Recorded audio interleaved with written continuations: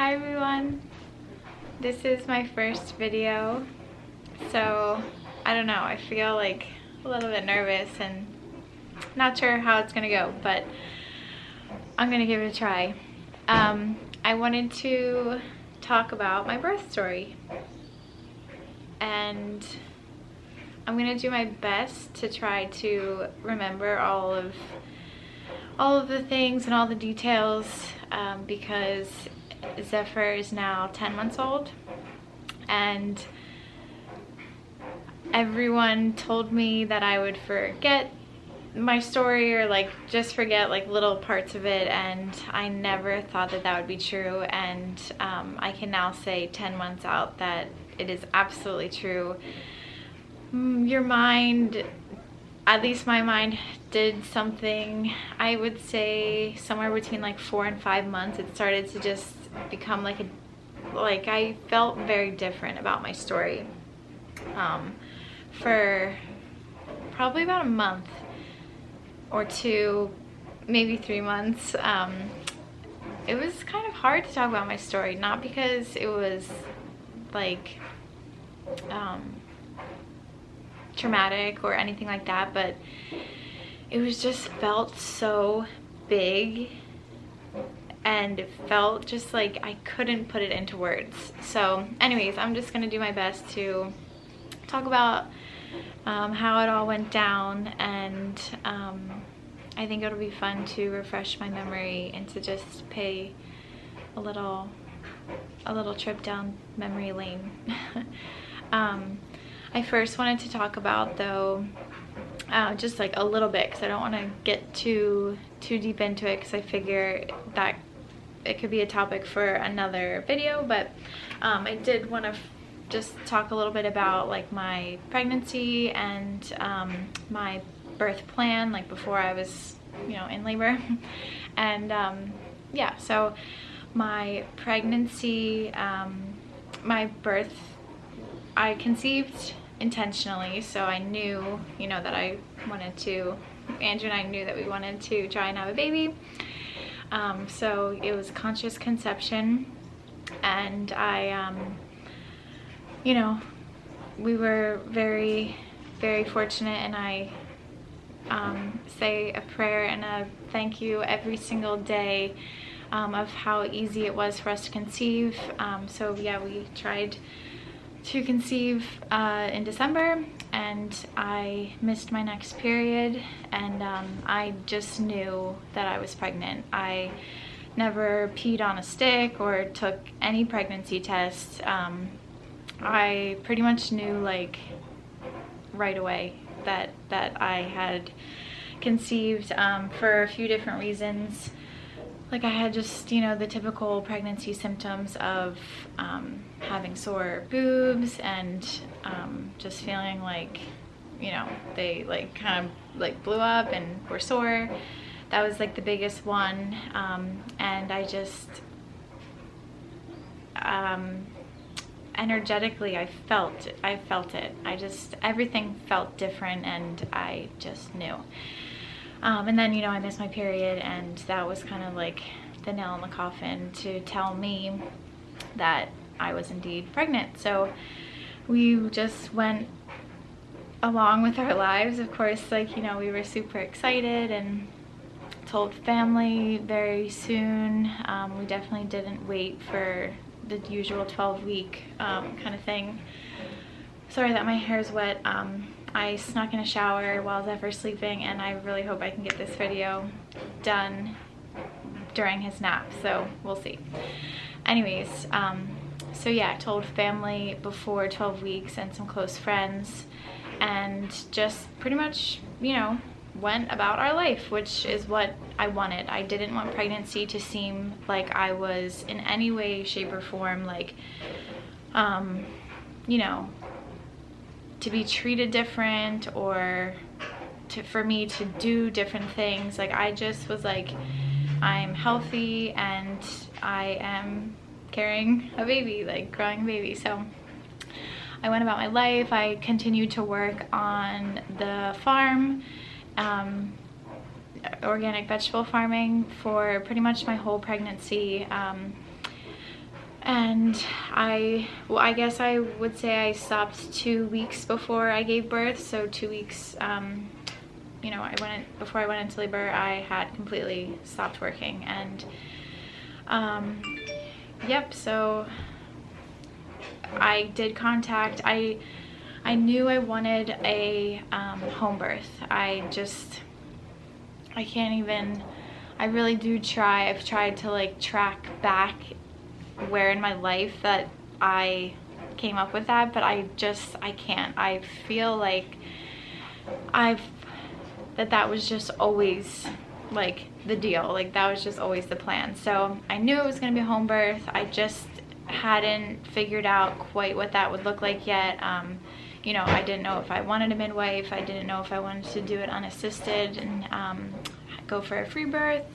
But I actually just like Googled, I think I Googled traditional midwife near me or something along those lines. And I found, like, I'm pretty sure it was like the first thing that came up was Rising Moon Midwifery in Chester Springs. And like the first thing on her website is like, birth is not a medical event. And I was like, yes, like I can get along with this lady. So contacted her, had a talk with her, and I don't know, I don't think I started seeing her until, like, definitely not until I was 12 weeks along. But I did have like a meeting with her just to make sure that we were in alignment with, you know, how I wanted my care provider to like view birth and view pregnancy and just like a bunch of different things. But that's definitely for another video because I have lots to say there. But anyways, fast track a little bit further down the line. I would go maybe once a month for a while, and then once I hit 37 weeks, it was every week. She did come to my house at 37 weeks to just like, you know, see where I lived and where she would like park and just like all like logistical things, like you know, my little setup where I wanted to be like laboring and giving birth. So I don't know, it was just fun to have her like at the house to make that kind of more a closer connection with her in my house. So we did that at 37 weeks, and then yeah, I continued with my pregnancy until I was 40 weeks. I gave birth 40 weeks and 3 days. Yeah, 40 weeks, 3 days. So okay, so I guess I'll just get into it. So I woke up it was a Tuesday night. I woke up at 1 a.m. in the morning, and I went to the bathroom. Like, you know, if you've ever been pregnant, you know that happens like 10 million times in the middle of the night when you're 40 weeks pregnant. So yeah, I got up to go to the bathroom and just felt weird. And I just started having cramps. Like, they just felt like, you know, period cramps. So I was like, something's happening. I went to the bathroom, wiped, and there was like some blood on the toilet paper. And it wasn't a lot because 2 weeks before this all happened, I was 38 weeks. I had the same experience. I went to the bathroom in the middle of the night, I wiped, and there was like a lot of blood. Like, it was a pretty good amount. It was, you know, what's called a bloody show, which is just your cervix softening and ripening and just kind of like shedding, getting thinner. But you know, when you're pregnant, like, and you wipe and see blood, like, it's kind of alarming. Like, no matter how many times I've heard stories like this and just know about bloody show and that, and your mucus plug and stuff like that, like, I know that's I knew of that, but it was just like, holy shit, like, there's blood. And now I was 38 weeks, so I was like, you know, what the hell. So I did text the picture of that to my midwife, and she you know, told me what it could be, and it was fine. Nothing else happened after that. So anyways, when I saw blood, I wasn't like as alarmed as I would have been if that was like the first time I had seen that. So it like kind of it like desensitized me a little bit, I guess, for when it was the real deal. But anyways, I saw blood and I was like, okay, like I think, you know, something's happening. I definitely feel crampish, like it was just cramping. So I went back into bed. I told Andrew, he was, you know, kind of half asleep, and so he was like, okay, like, you know, just like let's see. And yeah, so he went back to bed. I tried very hard to sleep because I knew that I like had in my head that as soon as I knew, or like as soon as I felt labor starting, that I wanted to like just sleep. If it was normal hours, I would have like ate a really good meal and then just like gotten into bed and just relaxed and like pretty much like got as much rest as I could for the labor. So I really like wanted to sleep so bad, but I unfortunately just couldn't because of the cramps getting more intense, and also just like my mind being like, holy shit, like what's gonna happen, and both excited and nervous. So texted my sister around like 3 a.m. and was like, I'm having cramps, they're coming in waves, like they're getting more intense every hour. They were getting more intense. And so she texted me back. She was just so good at looking at her phone towards the end there, because she knew that I could be texting her anytime. And she was also up nursing her little baby in the night, so she saw my text and texted me back saying like, okay, just, you know, get some rest. And I was able to like fall in and out of a little bit of sleep between 4 and 7 a.m. But at 7 I pretty much got up for the day, and just was trying my best to have a normal day, but that really wasn't happening.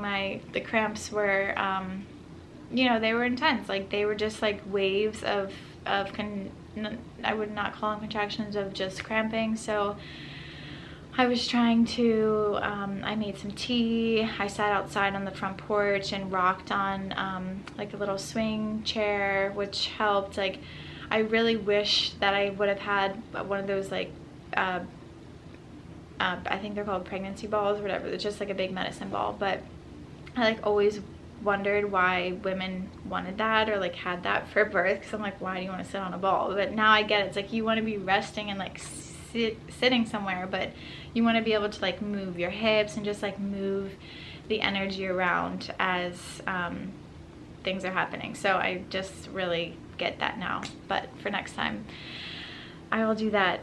So anyways, was sitting on the front porch a lot, just outside. Like I really wanted to be outside in the beginning.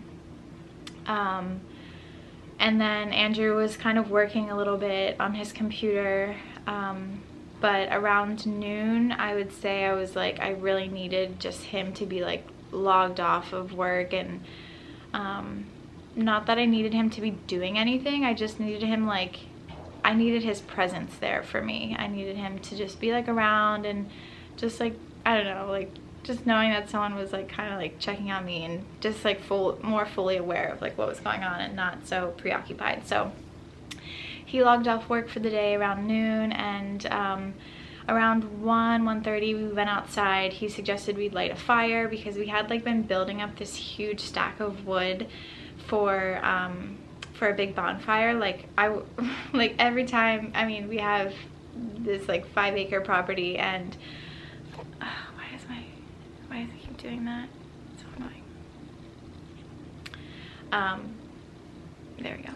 So yeah, we have like, you know, this 5-acre property, and we have just like a ton of sticks and wood all the time. And for, I don't know, I feel like the whole freaking summer we were just piling on the wood, and we always wanted to light it, but like I always was like, no, that's our birth fire. Like that's what we're gonna burn during the birth, and maybe like I'll just give birth right next to the fire, and then we can like light the candle to burn the placenta or the cord with, you know. I just like thought it'd be so cool. But we went out there, Andrew lit it literally lit in like a second and just like went up, and it was, I mean, it was definitely because I was in labor, because I think we've had bigger fires than this before, but it felt massive. Like, it felt like so huge. It was so loud, and it like smelled so strong to me, and it was just way too intense for, I was in such a vulnerable, open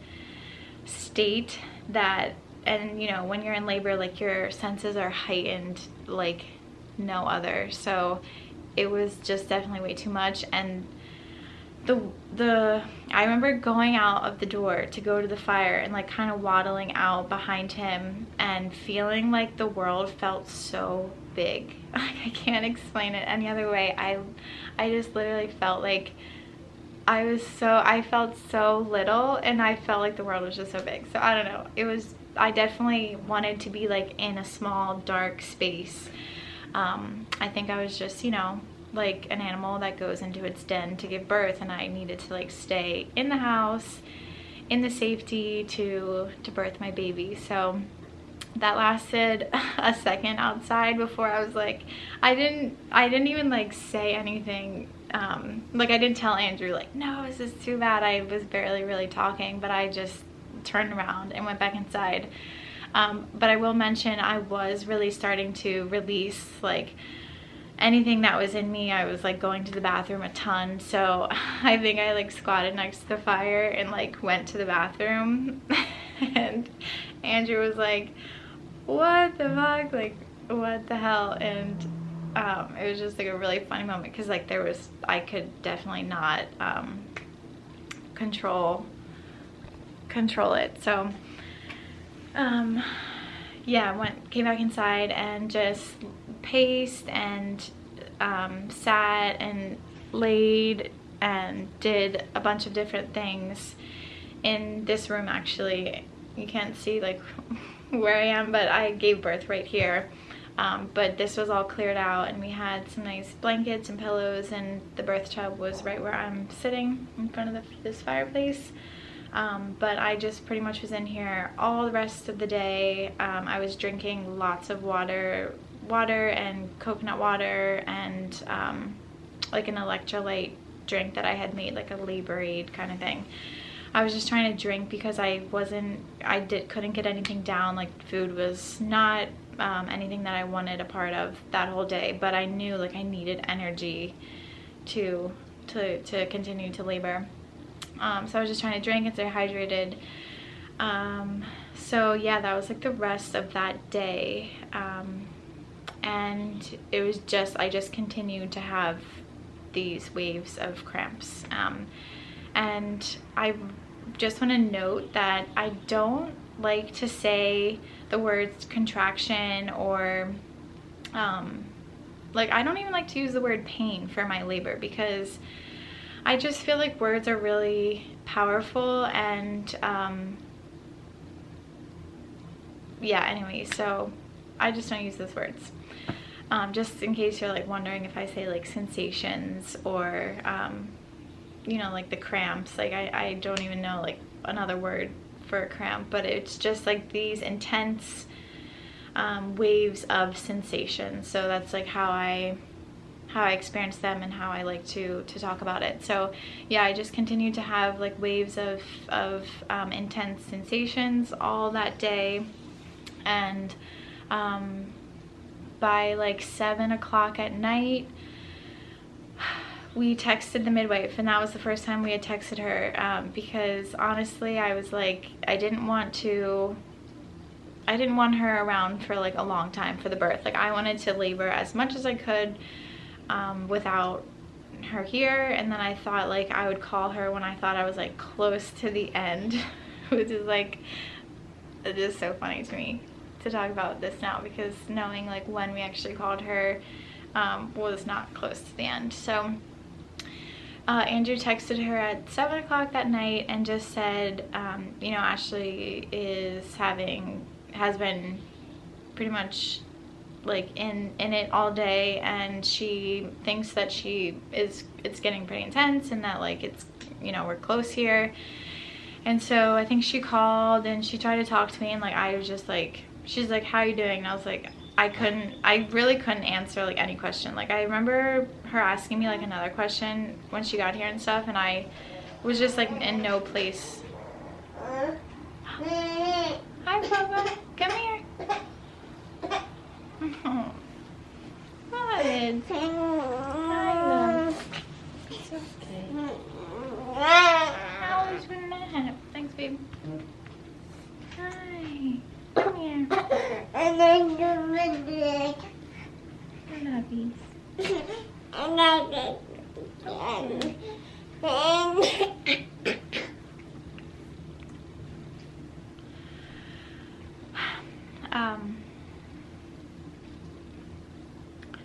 So yeah, I remember her asking me like questions throughout the whole thing, and I just like I couldn't answer anything. I would just be like or like I don't know. So anyway, she like asked me a question on the phone, like couldn't really answer, and she's like, okay, like I think I'm gonna, you know, head your way. And so she got here around 8, and she checked me. So let me just say this, like our house, it was just me and Andrew, and we have 2 dogs, and when she got here, you know, like the dogs barked, it was dark out, like the headlights, like they were kind of going crazy. She got in, she came upstairs, I was in the bedroom.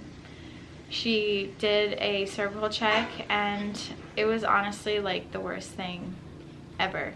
Like I hated every single time she checked me. Not anything like to do with her, I just like don't, it felt like she like, it felt like a whole arm was like going up in me, and it just felt like she had to go so far. It's so uncomfortable when you're in such an intense situation for someone to be doing that. So definitely was just a lesson learned for me that I don't want cervical checks for ever again. Like I just don't want them ever again. So when she checked me, I was really tense and like kind of closing my legs and like not letting her like check, and she was like, you have to relax, and I was like, okay, you know, just give me a second, and like I was really trying to breathe and like just soften and let her do it, and it was really a struggle for me to like do that. So she checked me, I was 2 centimeters, and that was just kind of not good news for me to hear when I had been, you know, pretty much up all night from 1 a.m. like all day in it, thinking I was like pretty close, and then she's like, you're 2 centimeters, and I was like, fuck, like that is not a lot. Like women walk around for weeks 2 centimeters dilated, and like like I'm like, that's not even but you know, I said nothing. Like she said that, and I was just like, okay. So she said, I'll be downstairs on the couch listening, and let me know if like you need me, because I had really told her for weeks leading up to my birth like how I wanted her to be at my birth, and that was that I didn't want her like I didn't want her around at all unless I said I needed her. So she went downstairs and pretty much slept the whole night on the couch. I was laboring all night long. You know, definitely like no sleep happened this second night. Andrew was up and down, going up and down the stairs pretty much all night, like filling the birth tub. We needed, like, you have like a contraption or like a, I don't even know, like the hose, a connector for the sink faucet to the hose that fills the birth tub, and he like didn't have the right one, and that was like his job, like the whole friggin' thing, the whole time, the whole 9 months. I was like, you know, this is like, you have to fill the tub, like that's like your job, that's your one thing. And he ordered this part and, you know, had the hose all like inside and set up and everything, and it was like the wrong one. So he actually had to like stand at the faucet with the hose like holding it the whole time. So we had a really fun night doing that. it was good. It kept him busy because, you know, I didn't want him like touching me or talking to me or anything. So he was doing that, and I was just I would sit on the edge of the bed. Every contraction that, or every sensation that I would have, I would stand up and circle my hips. Babe.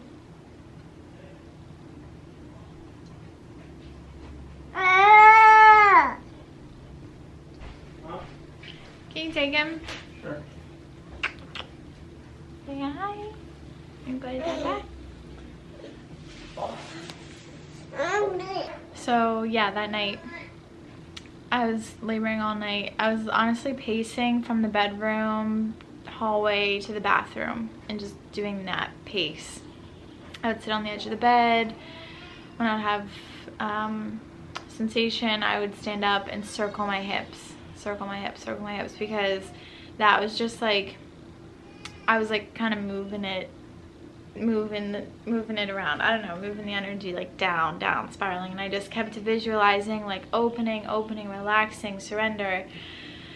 And you know, it was like pretty vocal, but just doing my best to cope. Around 4 a.m. I think I got into the tub. So I, you know, walked down the stairs, got into the birth tub, which was really warm and felt so amazing. Like getting into that water was like my legs were just like shaking. My back was so tight, not the tightest that I'll talk about like when it really got like bad back labor, but you know, everything just felt like so tight. And so when I got into the water, I felt like I could move. I was like kind of like, you know, doing like straddle almost, like with one leg out and just like using the water to float a little bit, and it just felt amazing. So I felt like I really got some relief in the water. And you know, Andrew lit all the candles around me. It was still pretty dark out at that time, and I just labored in the tub for, I think that first time was maybe 2 hours, 4, 5, 6, yeah, 4, maybe 3.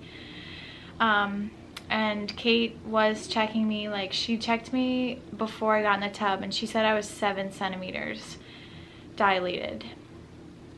So I got in the tub thinking like, okay, maybe, you know, just go the rest and maybe that'll be it in the tub, and then I can, you know, give birth in there. But so I labored in the tub, and then after those 3 hours, got out. I think I just got out and like went to the bathroom, and then she checked me again. She checked me 4 times total in my 39-hour labor, which just felt like a lot to me. I know that's not a lot. If you like go to the hospital, I think they check you like every hour or something, but she checked me again after the tub, and she was like, you're 5 centimeters, like now that I'm like getting a better check. And I was like, okay. It's just really super hard to hear that when you're in it, to like someone to tell you that you went down in centimeters. And I don't have any like, I don't know, proof of this, but I honestly feel like every time I got checked and I would like really tense up and not like those cervical checks, I do feel like my body like would close, and I feel like it affected me, and it affected my labor and my surrender. But you know, there's no way to know. I just know for next time. So she checked me, and not soon after that my waters released. And it wasn't like, I almost feel like it wasn't like all of like my water, because it was like a gush, you know, it was like this warm kind of gush of water that came out, but it wasn't like a lot. And I feel like when I did actually give birth, like the rest came out. So I don't know, but anyways, a lot of water released around that time. The sun was coming up. It was like around 7 or 8 a.m. And this, after my water released that little bit, it was the most intense part of my labor. I labored on the toilet for a long time, and I was just, hey Nash, can you go, buddy? Go on. I just remember, like, I was sitting on the toilet laboring in there, and Andrew was like sitting on the floor, and I was just like screaming, like so like just guttural, and like my back was just like, I can't even explain it, but it was just like so intense. Like, it was the most intense part of my labor, I think, by far.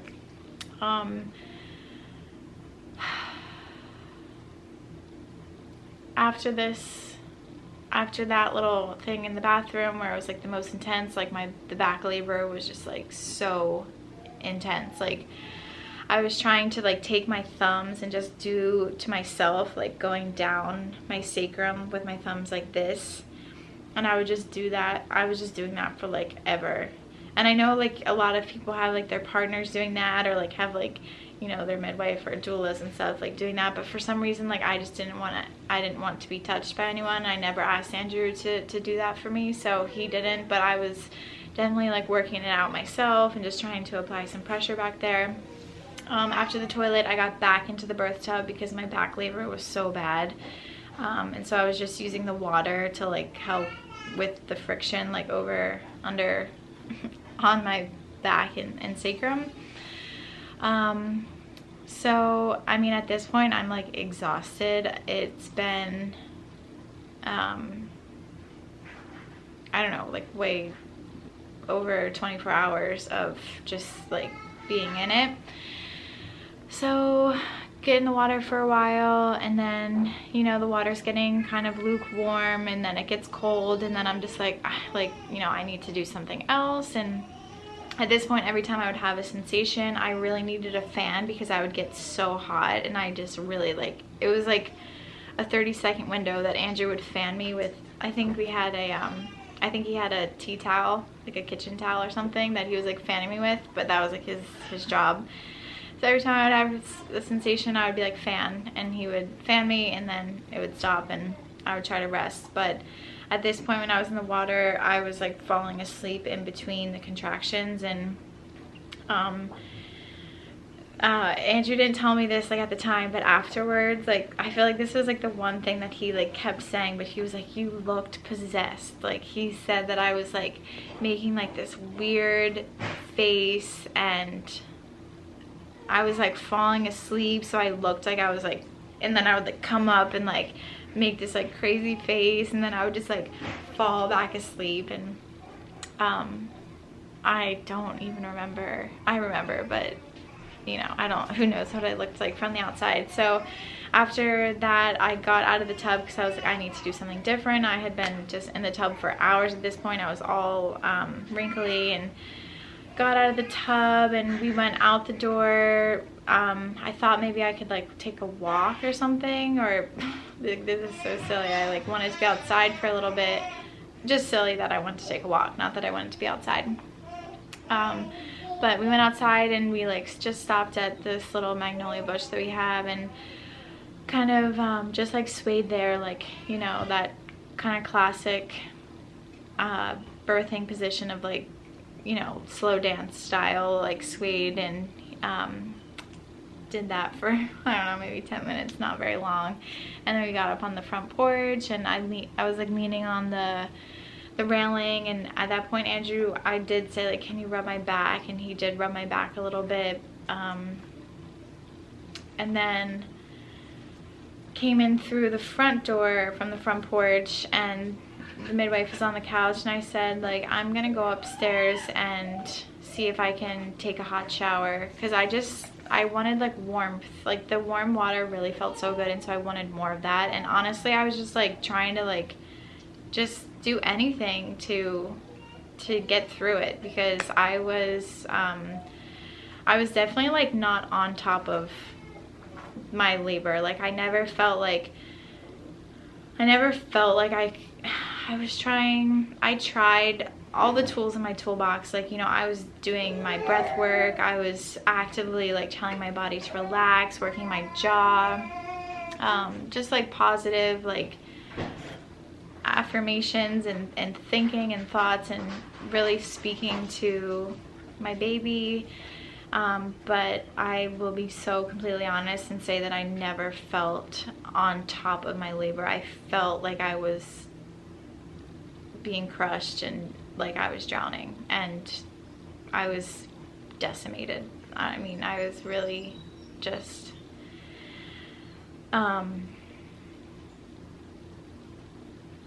I was, yeah, really like, I don't have the words. So anyways, came in the front door and told the midwife I was going upstairs to shower, and she said that was, you know, good idea. Bless her, because she really listened to me and not interfering with my labor the whole time. So yeah, went upstairs and got in the shower. I think I like had the heat up like all the way. Like I was just taking like the hottest shower that I possibly could. And Andrew like laid down outside of the shower on the ground, and I was in there for 2 hours. I don't even know how we like had the hot water capacity in our old house to maintain that water temperature for so long, but I was in there for 2 hours, and I pretty much was just like, this was like the moment where it had to be like my transition moment, because I was like, felt like I was like at the gates of hell, like burning in the fire of the birth portal. Just pretty much like thinking like, I can't do it. Like I can't keep going. I can't do this any longer. I give up. Like I was just like, I'm done. And I never said that, but that was like where I was inside. But throughout like that 2-hour shower, I was talking to myself the whole time and talking to the baby, just saying like, relax, soften, surrender, open, like all, just any combination of those kind of words. I just kept saying that, and I kept, you know, rubbing my belly, telling the baby like, it's okay to come out. I can't wait to meet you. I love you so much. You're doing so good. Like, we've got this. Just trying to keep it together, because inside I was like just absolutely destroyed, physically, mentally, emotionally, just like flattened. So yeah, I got out of the shower and I said, called down to Kate, like, can you come check me? Because like, I didn't say like, you know, anything else, but again, I was just thinking like, I just can't do it anymore. So I was like, can you come check me? Because I wanted to see how far along I was. And luckily, I laid out on the bed, and she checked me, and she was like, you did so good. You're fully dilated. Like, this baby's, you know, gonna be here soon. And I just felt so energized by that. Like, I think I like popped up and was like, let's go downstairs. I wanted to be here when the baby came out, because we just like had all the receiving blankets and towels and all the things down here. So got got downstairs and got in the zone for just, you know, everything to happen. I was on the birthing stool for a long time and was on there for a while, and Andrew had like my birth playlist going, and that was like the first time we had played that, which I don't even know, like I think I just couldn't handle like the noise. But I felt different at this stage of labor, because it didn't feel like the work was happening. Like, the work felt different during like the dilation process versus like now. I was like at the pushing phase, and I felt more present. And I think just knowing that I like was at towards the end, I think I had like the end in sight. So I was like just more energized, I guess, and like my spirits, I think, felt higher. So yeah, we had the playlist going, and I was on the birth stool, just laboring on that, and every sensation I would have, I felt that sensation like a bearing down, and just like, you know, they were pushing contractions at this point, so every contraction I was pushing, and I ended up like in that pushing phase for 2 hours. I was pushing. So I started at 1 o'clock, 1:30, and he was born at 3:38. Who actually put the GoPro on at this point. Like once I came downstairs and I was in the pushing phase, like he pressed play on the video that he had set up in the corner. So I have this whole 2 hour, last 2 hours of my birth on film, which is super cool. So yeah, that's cool to watch, but it's just weird like to hear them having small talk while I'm like literally giving birth. I'm like, I just want to be like, shut up, like don't you know that this is like such a sacred thing? And so anyways, when she was like, oh, I love everything in your house, like I answered her, I was like, thanks or something, and then I like went back to like closing my eyes and like breathing and stuff. But just yeah, we'll definitely never have that situation going on in the future. But pushed for 2 hours. It was so intense. After the birth stool, I felt the need to get on all fours, so I did that for a while.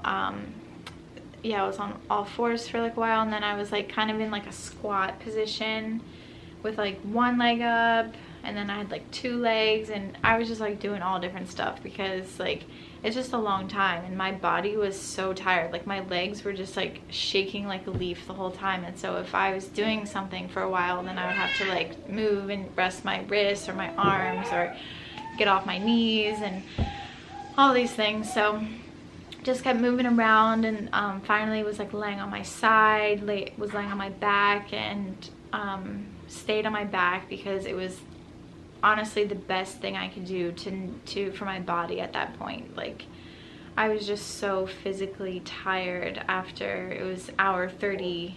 I was at hour 37 of my birth, and just being up for 2 nights and having contractions having these like intense sensations every like 2 minutes, and then every 30 seconds pretty much. And so I was on my back, and that felt really good because after every push I could like totally relax my body. So yeah, then I was like, and I kept during these last 2 hours, like I kept, you know, feeling his head, and was just kind of like cupping like my vulva to feel how each push was affecting like him, so I could see if it was like, you know, whatever. It was just like cool to feel, and it was giving me information, and I didn't want someone to be like coaching me of like when to push or how to push or all these things. So yeah, I don't want to like, I'm like drawing this out, but so yeah, I just kept feeling him. Finally he was like right there, and it was like it didn't feel like a head to me, like it felt so wrinkly, so I was like, what is that? Like I kept saying like, is that a head, you know, like I don't know. And like she kept looking and checking. And I will note, so while this was happening, she would put like the Doppler to my stomach to check the heart rate, which never bothered me. Like I honestly, because even like looking back at the video, like I didn't even really know she was doing it, but you know, I could hear the heartbeat on the monitor, so like I knew it was going on, but like it didn't like take me out of it, and I never worried. Like if I never said like, how is it or anything, you know, like she would just do it and not say anything, which is like what I asked her to do, because yeah, just didn't want any distraction, and I really trusted, I really, you know, trusted it. So just wanted to know that that was happening. So anyways, he was like crowning, and that was like, I guess I don't know if that was the most intense, or if I'm still sticking with the toilet, like laboring was the most intense of the birth. But that was definitely like, fuck. Like I just kept saying like, fuck, like it was just, I couldn't believe that this amount of physical pain was possible. Like I couldn't believe I was just like alive experiencing this amount of.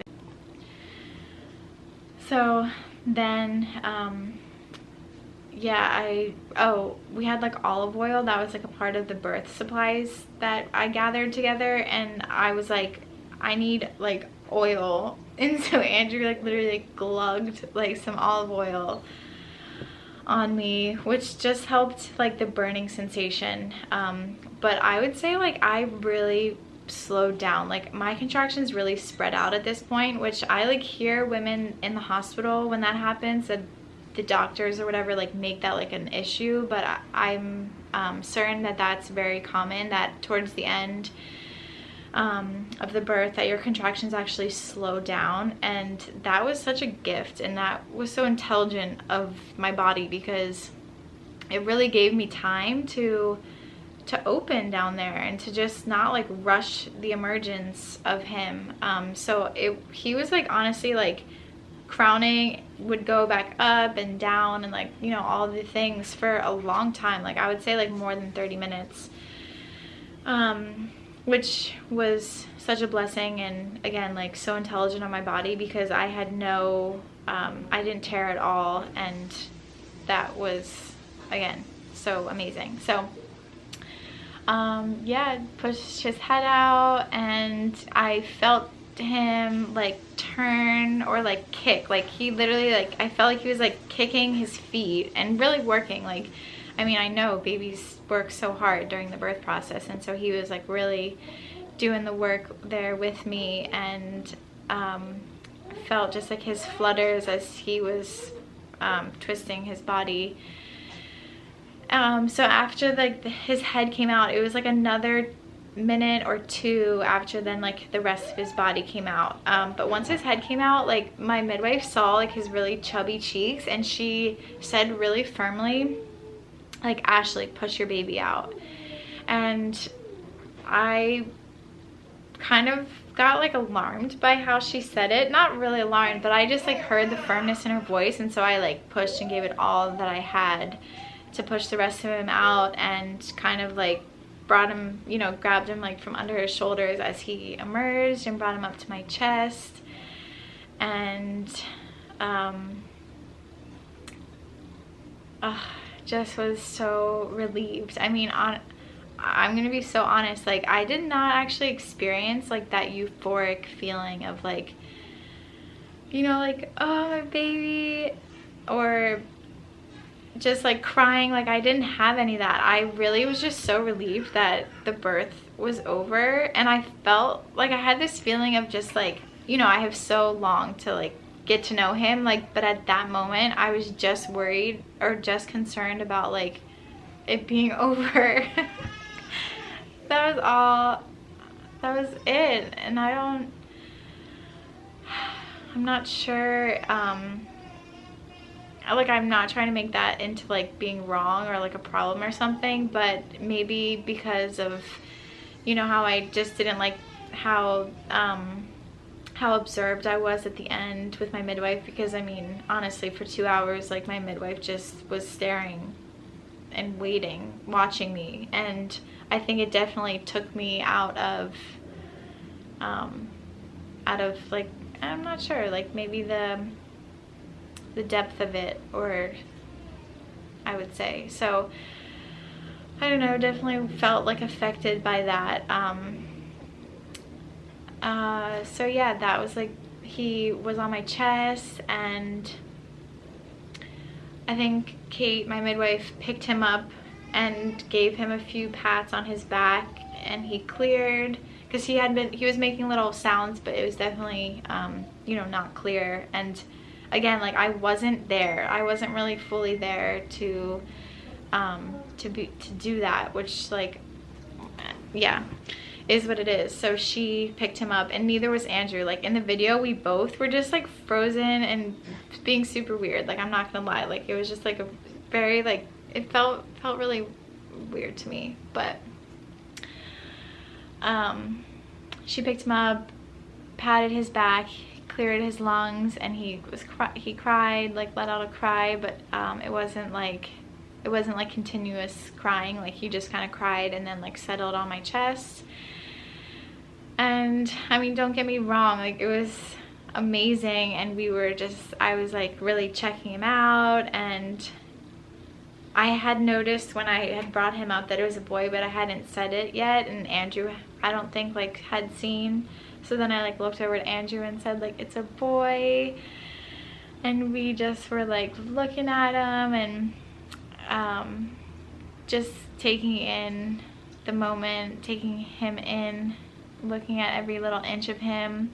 His legs, you know, like he was on my chest, so like his little knees and legs were going back and forth, which is nature's perfect design, and like that, you know, like the massage that they do in the hospital to get your uterus to like start to shrink back down, and for everything to clamp down, for bleeding to stop and everything. But oh, I think I don't know if I like said this already, but I felt like a little urge to push, or like felt like something, I don't know, felt the urge to push, so pushed a little bit, and I think my midwife gave a little traction on the cord, which not my favorite thing. Definitely not gonna do that again, but I'm like a broken record with that. So yeah, it gave a little traction and my placenta was born. And then yeah, so his like legs and feet on my belly were helping to stop any bleeding that was happening. After my placenta came out, a big gush of blood came with it, and my midwife said Pitocin, like she was grabbing Pitocin, and I said no, I don't want that.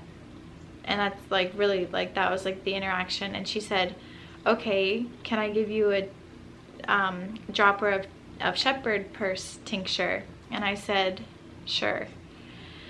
So she gave me one dropper full of the shepherd's purse tincture, which is just an herbal remedy to stop bleeding, and it stopped. But I did definitely feel, I felt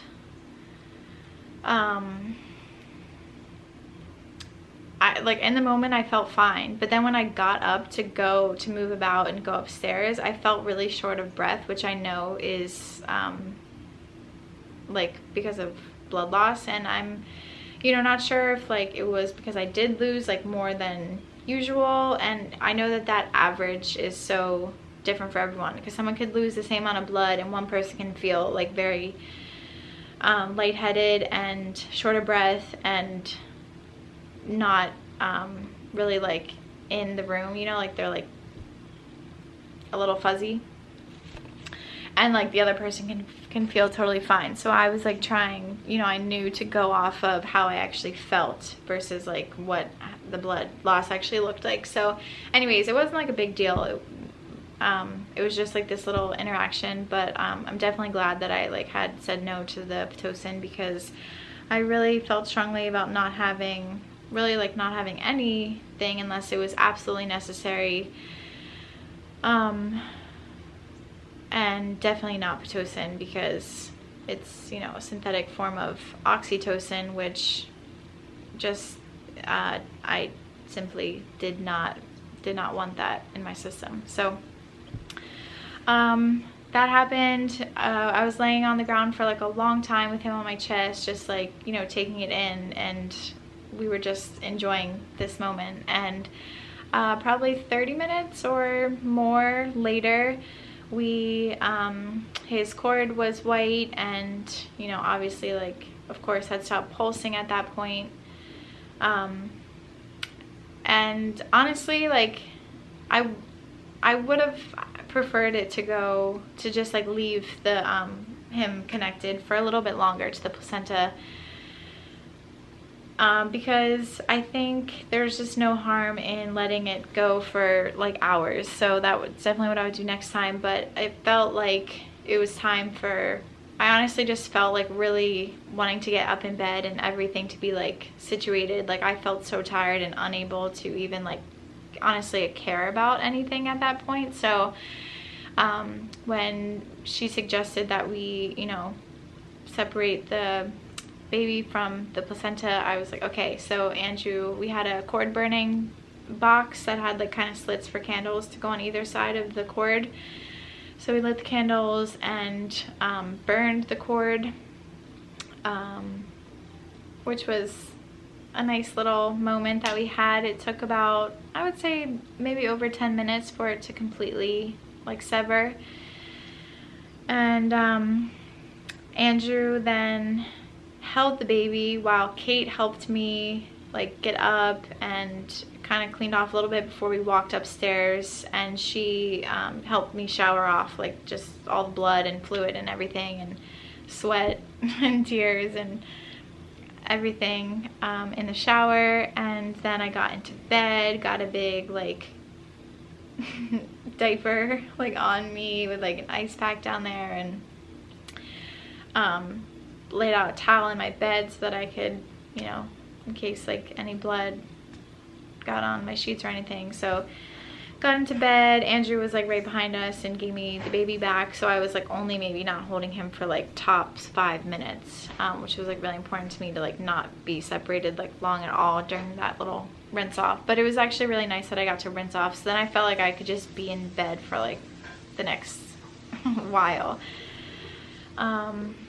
I got in bed and Kate was just downstairs like cleaning up the birth tub, draining it, cleaning up everything, putting everything in the wash, bringing me up like a water, and just getting everything situated. Then she came back upstairs and weighed him, measured him, which took no time at all, because again I was like, I want him on me all the time, and just kept monitoring how I was feeling, and everything was good. And she was really like, honestly, she felt like kind of in a rush to go because she had been at our house like for a long time. I guess less than 24 hours, but it was just like a long time for her to be here. So it was like quick. She was gone probably like an hour or two after the birth, and like all of a sudden Andrew and I were just like, okay, like we have this baby. And I was so exhausted. I texted my sister because my sister was going to come during the birth. She was just kind of on standby, like, you know, I wasn't sure how I was gonna feel in the process of it. I didn't know if I would want her there or if I was just wanting like no one to be here and for me to be alone. And Andrew kept asking me, like, not kept, but a few times during the whole labor, he kept saying like, do you want Jess to come? And I kept saying no. I just felt, again, I just never felt like I was like on top of my birth, and I felt like I was really like just crushed. So I didn't feel like I wanted her to like experience that or something. I'm not sure what it was, but I just didn't feel, I wasn't feeling it. So she came right after and brought us some dinner and just, you know, took me to the bathroom again so I could go to the bathroom, and did the dishes, let the dogs out, fed the dogs, like all the little things that Andrew and I were just not in the not like interested in doing that at that moment. So she was such a big help in doing that. And then she was here and then gone, which was perfect, because the last thing you want is someone like trying to hold the baby or like, you know, doing anything else. She just like did the dirty work and helped us out so much, and then left. And for a second I was like trying to tell her about the birth and just what went down, and I couldn't even form a sentence. I couldn't even like wrap my head around it. It was just so new, and I was so tired. Like, I was so exhausted. So we went to bed. I think we fell asleep around like 7, and we went to sleep for the first time as our little family of 3. So yeah, that was it. One thing I didn't mention is just like right after the birth, like I instantly was starving. I was like, give me food. And I think Andrew was like hand feeding me, like when we were still down here before we even had like burned his cord, he was like feeding me like banana and peanut butter, and I was drinking more coconut water, and I was eating like stuffed dates and anything I could like just quickly eat while he was like still in my belly, because I was like starving. So yeah, I think we had like snacks upstairs with us too right before bed, and just like was eating and drinking, and then we fell asleep. And the baby like was so tired, I think, from the birth that I don't even remember. Like I definitely, oh shoot, I forgot, like, you know, he once we got upstairs and I showered and we got back into bed, that was when he latched for the first time. Like I had offered it when we were still down here. He was on my chest and I was just offering, but you know, he didn't want to at that time, so I just kept offering it, and he finally latched for the first time upstairs in bed. And that was like such an amazing moment, because I wondered my whole life, maybe not my whole life, but like for the whole 9 months that I was pregnant, like what that would feel like. And it was definitely like a weird, like, oh my god, like this is what is he like gonna do. Like it just felt, it felt like he had such a strong like suck, and I was like, ah. But you know, it was so beautiful, and he just knew what to do. It's so cool to see him just have that instinct. Oh wait, Andrew. What? Can you come here? I think I wanna, yes. Come sit. Come here, babies. Hi, baby.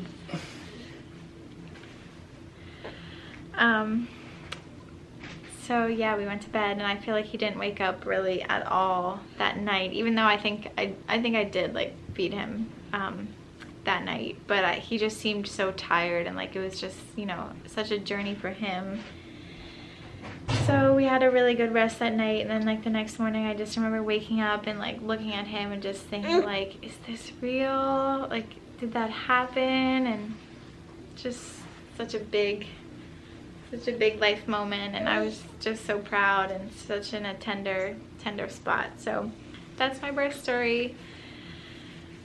I'm so proud and humbled by birth and just life. So yeah, super grateful and in love. Right, puppies? You're so funny. Come sit. I thought it would be fun to, can you sit like here? I thought it'd be cool to ask you like a few questions, because I think a lot of people ask me online, like, was your husband always on board, or like how did you get him on board, or like all these questions like that, and like how did he feel about the birth, and just like what his experience was. So I don't know, I thought it'd be cool to ask you, like, I guess, were you ever nervous about having a home birth, or like, what did you think when we decided to have a midwife and that was like our way? No. Have to cut that part out. No. Oh yeah, I feel like I never even knew home birth was even an option until like, I don't know, a few years ago, until you brought it up. Yeah. Like, well, I because just like, always grew up thinking that like you just give birth in the hospital. That's what everyone does. Yeah.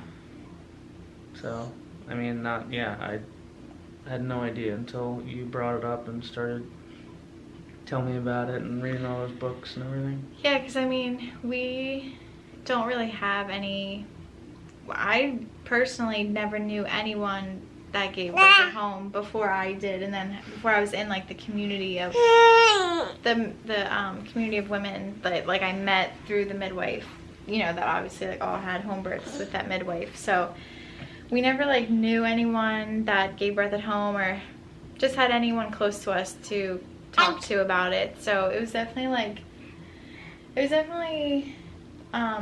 something that we had to like talk a little bit about. But I had been listening to birth stories and just really into birth for a few years before we got pregnant, so I would always talk to him about it and like share stories that I had heard and stuff like that. So he definitely like knew that that was on my mind and probably gonna be our way. But then like when we got pregnant, I was like, oh, okay, so like, you know, let's go talk to a midwife. He was like, you never said like no, but you definitely were like, well, I guess you just had questions that we asked the midwife about, and then like you felt comfortable like probably after that like first midwife visit. And right? Yeah, no, I think it's like a guy, when you're in this situation and your wife's pregnant, your first thought of your job is to like keep, you know, you as safe as possible and to eliminate as much risk as you can. And to me, at that time, I think the hospital was that thing. But I think the more you just, you know, think about it and know that, you know, everyone used to do it like this. And at the end of the day, it's, you know, your body, it's not mine. So it's ultimately your decision. So I just kind of had to let it be. Yeah. Yeah. And I mean, do you have anything to say about like during the birth, like your experience? Like, were you ever nervous for me, or like were you ever worried about how it was going, or like how did you feel like during birth? I don't think I was nervous. I think I was just like in a zone and I wasn't like talking. I was just, for me, I mean, it sounds stupid, but it was like an outer body experience for me too. Because we haven't been like, I think mainly because I was so tired. Yeah. We like both don't do well without sleep. So like missing one night of sleep was like majorly like such a disruption So for us. bad. Yeah. So I mean, now I like laugh at that because I'm like, with a 10-month-old, like I haven't had a full night's sleep since literally like the nights that I'm talking about giving birth. So I've definitely like hardened in that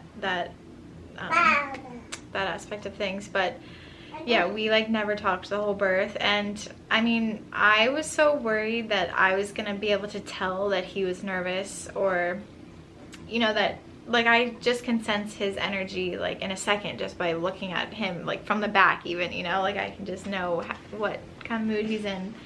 So I was worried that I was gonna sense his like fear or nervousness or whatever, but he was so calm and just really held it together, and was just so calm and so put together, and that was so important to me. And for me, that was like his biggest job. And I think he did like a lot of work before the actual birth of like centering himself and, you know, just meditation and kind of like tools to get him to that place to be able to hold the space like in a very strong way. So he did so good, and that was just all I needed from him. Like I told him, he's like, what can I do? Like, what should I be doing during the birth? And I'm like, your job is to hold the space and to stay centered and to stay present, and that's it. And I really viewed that really good. So yep. Good job, babe. All right. I guess that's it. That's my birth story. 39 hours in labor, and I was reborn a mother. Thank you for listening. Love you guys.